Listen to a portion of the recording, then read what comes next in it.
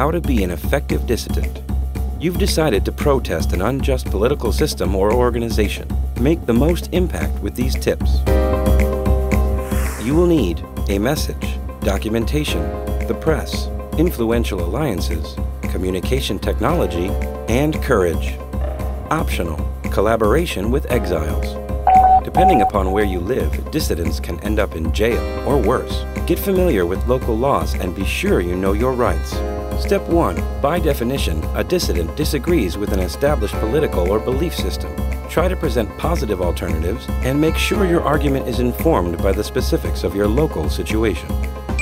Concentrate your dissent on one issue and develop it into a brief manifesto you can circulate via public statements and petitions. Step 2. Look to historical role models. Study the methods of famous dissidents like Martin Luther King Jr., Mohandas Gandhi, and Aung San Suu Kyi. Step 3. Document all human rights violations and other abuses. Factual, provable information can help your cause. If possible, post documentation on a blog or website. Step 4. Figure out your outreach strategy. The more people hear your message, the more influential you'll be. Contact the media, print, radio, television, online, whenever possible to tell your story. If a sympathetic foreign dignitary or organization happens to visit, try to meet with them or organize a protest to coincide with their arrival, which can get you some international press attention. Step 5. Seek out influential alliances.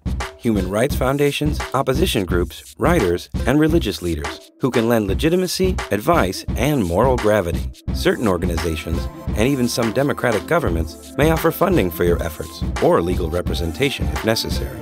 Step 6. Fellow countrymen and women living abroad either in exile or by choice may be able to publicize your cause internationally. They're also a possible source of funding. Before reaching out, keep in mind that collaboration with the exile community can be a sensitive issue. They may be perceived as out of touch or linked to unpopular leaders. Step 7. In repressive societies, always assume someone is listening. Avoid delicate conversations in your home and on the phone due to the possibility of bugs and wiretaps. Use disposable cell phones and change them every month or so. Step 8. The regime you're opposing may attempt to provoke you into violence. Do not give in. You'll gain more respect and in the end be more effective by keeping your dissent nonviolent. Step 9. Being a dissident takes courage. Never lose faith in the justice of your actions. Did you know? Famed South African dissident Nelson Mandela spent 28 years in prison. After his release, he became the country's first democratically elected president.